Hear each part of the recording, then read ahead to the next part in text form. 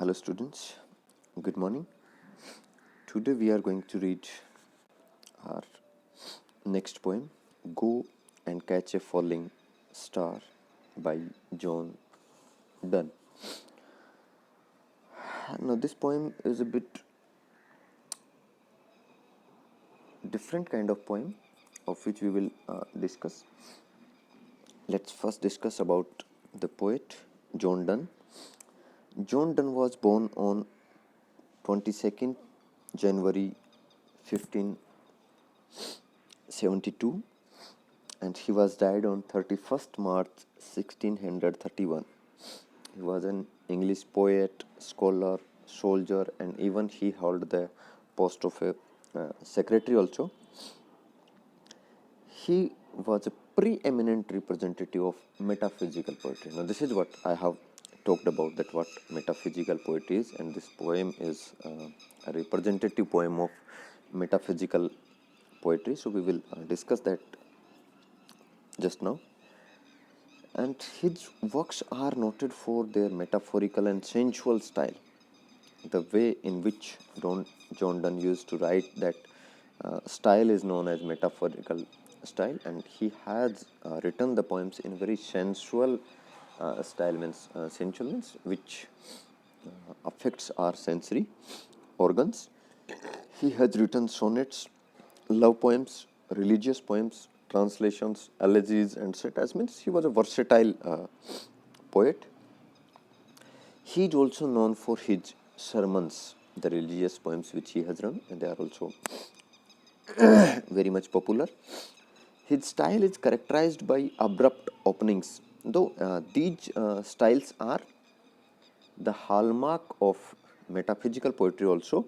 Abrupt openings, paradoxes, dislocations, conceits, unconventional themes, complex figures of speech, witty ideas, dramatic speech rhythms, means all these things, they are the characteristics of Donne's poetry, as well as they are the characteristics of metaphysical poetry.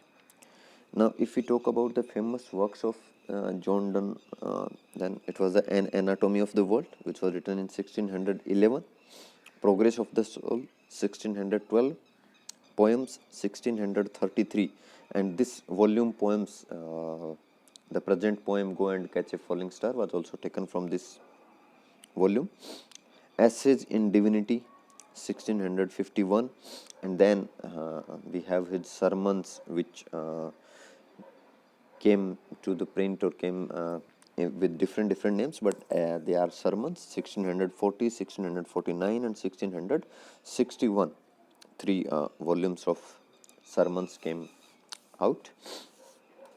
Now let's talk about metaphysical poetry, that what is metaphysical poetry, because whenever we talk about Donne, the very first thing was metaphysical poetry, because he was considered as the representative of metaphysical school of poetry because of the style which he has used in his poems, and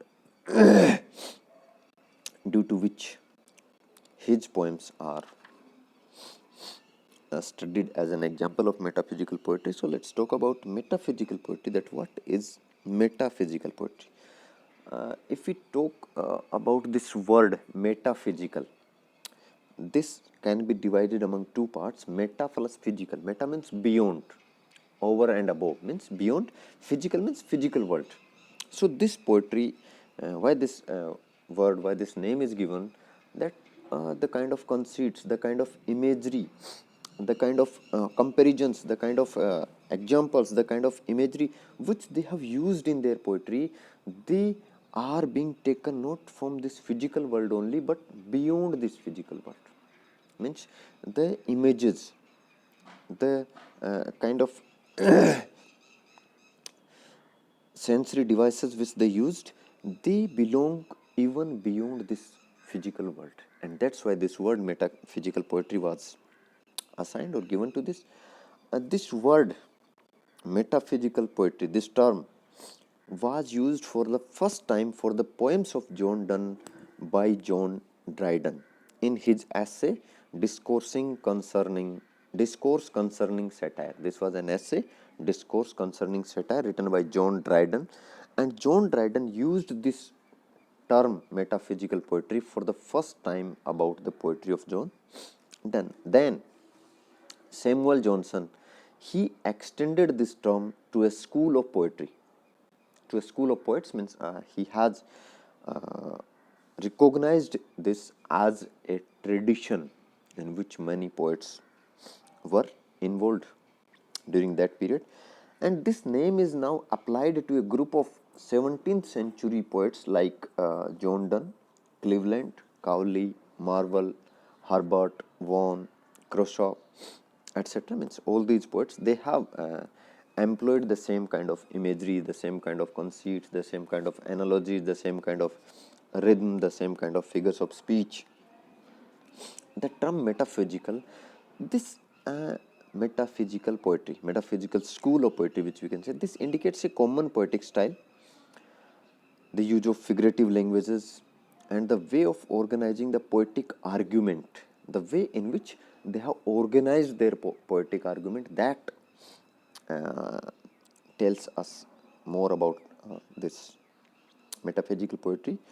They often use a subtle and deliberately outrageous argument, realistic, ironic, and sometimes cynical in the treatment of human motives. Such was the poems. The metaphysical poets explored all knowledge, whether it is commonplace or esoteric, whether it is practical or theological, whether it is philosophical, whether it is true or fabulous, and their comparisons were often very witty and novel, and at their best, they are startlingly effective. This is the first and foremost sign, or we can say the mark of metaphysical poetry, that often their comparisons, their images, their conceits, they are startling, means they amaze us, they disturb our psyche, they disturb our mind. Oh, what he is saying, we are just supposed to think that what he is saying. And this is not in love poetry only, even in religious poetry they have used same kind of imagery, same kind of conceits. And this poetic device, this metaphysical poetry, was again revived in the modern day poetry by T.S. Eliot and Dylan Thomas, etc. Now if we talk about the examples of this metaphysical poetry, what metaphysical poetry is all about, then even like we all have the feeling, or we all worship sun as God. But in his poem Sun Rising, John Donne has rebuked sun for rising. Means they are so unconventional. Look, because this is a universal truth that every morning the sun rises. But even John Donne, in one of his love poem named as Sun Rising, he has rebuked the sun, that why is he rising again and again to disturb the lovers who are sleeping there in their room. So this is something you can understand, that what metaphysical poetry is, that they have very abrupt openings, they have very startling examples. Like let me quote one poem, Death Be Not Proud. This was a again a poem by John Donne, in which he even challenges death, that death be not proud. Why? Because one short sleep pass, we wake eternally, and death shall be no more. Death, thou shalt die. He says, when I will die, then after my death, where is death? Death is no more. Just one short sleep. भी जब हम मरते हैं तब क्या हो रहा है? That we die, but after our death, there is no sign of that thing. है ना? वो जो चीज है उसका कहीं कोई शाइन नहीं है. डेथ के बाद कहाँ डेथ है? नहीं है. तो वो कह रहा है कि death, you should not be proud, because just a short sleep and death shall be no more. एक छोटी सी नींद आएगी और उसके बाद death shall be no more. In the same manner, he has a poem, Valediction Forbidding Mourning, in which he compares the two lovers to the two legs of a compass. And he says that I will be the fixed one and you will be the moving leg of compass. Means again and again, in one of his poem, The Flea, he again uses the same kind of example, that a flea has bitten the lover, then it has bitten the beloved, है ना. दोनों को, जो man और women, दोनों को इसने ना कट कर लिया है. तो वो कह रहा है कि now this flea, now it has become our love bed. It has become the mansion. It has become our marriage bed. It has become our marriage temple. How? Because it has drunken my blood and now it has drunken your blood. And now both of our bloods have mingled into one, and that is all marriage is all about.